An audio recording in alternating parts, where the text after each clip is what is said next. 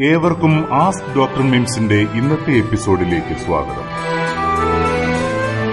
ഇന്നത്തെ എപ്പിസോഡിൽ ഞാൻ വിവരിക്കാൻ പോകുന്നത് GERD അഥവാ ഗ്യാസ്ട്രോ ഈസോഫാജിയൽ റിഫ്ലക്സ് ഡിസീസിനെ കുറിച്ചാണ്. പലരിലും കണ്ടുവരുന്ന ഒരു പ്രശ്നമാണിത്. ഭക്ഷണം കഴിക്കുമ്പോൾ വല്ലാത്ത ബുദ്ധിമുട്ട്, നെഞ്ചിരിച്ചിൽ എന്നിവ നിങ്ങളിൽ പലർക്കുമുണ്ടാവാം. ഇത് ഗ്യാസ്ട്രോ ഈസോഫാജിയൽ റിഫ്ലക്സ് ഡിസീസിന്റെ ലക്ഷണങ്ങളാണ്. ഇതിനെ വെറും നെഞ്ചരിച്ചൽ മാത്രമായി കാണരുത്. അടിക്കടി ഇങ്ങനെയുണ്ടായാൽ അത് അന്നനാളത്തെ ബാധിച്ച് നീർവീക്കമുണ്ടാവും. നെഞ്ചിൽ അനുഭവപ്പെടുന്ന പുകച്ചിൽ ചിലപ്പോൾ തൊണ്ടയിലേക്കും വ്യാപിക്കാറുണ്ട്. ചിലരിൽ നെഞ്ചുവേദനയും അനുഭവപ്പെടാറുണ്ട്. ഈ അസുഖം തുടക്കത്തിലെ കണ്ടെത്തി ചികിത്സിച്ചാൽ നിയന്ത്രിക്കാവുന്നതാണ്. ഒപ്പം സങ്കീർണതകൾ ഒഴിവാക്കാനും സാധിക്കും. ഉറങ്ങാൻ കിടക്കുമ്പോൾ നെഞ്ചിലുണ്ടാകുന്ന പുകച്ചിൽ കൂടുതൽ അസ്വസ്ഥതകൾ ഉണ്ടാക്കുന്നുണ്ടെങ്കിലും ആവർത്തിക്കുന്നുണ്ടെങ്കിലും ശ്രദ്ധിക്കേണ്ടതാണ്. അതായത് ആഴ്ചയിൽ പലതവണ നെഞ്ചിരിച്ചിലുണ്ടാവുക, ഉറക്കത്തിലുണരുക, ഭക്ഷണം ഇറക്കാൻ ബുദ്ധിമുട്ട്, വായിൽ രക്തം വരിക, മലത്തിൽ രക്തം പ്രത്യക്ഷപ്പെടുക തുടങ്ങിയ ലക്ഷണങ്ങൾ ഉണ്ടായാൽ വിശദ പരിശോധന ആവശ്യമാണ്. ആമാശയത്തിലെ ആസിഡ് അടങ്ങിയ ആഹാരവസ്തുക്കൾ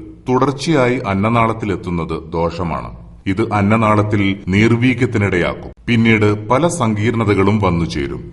ഈ അസുഖമുള്ളവർ അസ്വസ്ഥതകൾ വർദ്ധിപ്പിക്കുന്ന ഭക്ഷണങ്ങൾ ഒഴിവാക്കണം. കൊഴുപ്പുകൂടിയ ഭക്ഷണങ്ങൾ, ചെറുനാരങ്ങ, ടൊമാറ്റോ സോസ്, സുർക്ക, സവാള എന്നിവയെല്ലാം അസ്വസ്ഥതകൾ കൂട്ടുന്നവയാണ്.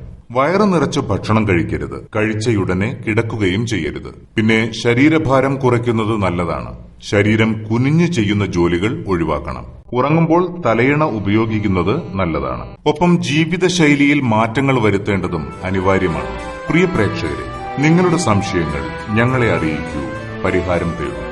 അറിയിക്കേണ്ട വിലാസം ഡോക്ടർ മിംസ് ഹോസ്പിറ്റൽ, കാലിക്കറ്റ്. അവർ ഇമെയിൽ ID ask@drmims.com. നാളെ വീണ്ടും കാണാം. Thank you.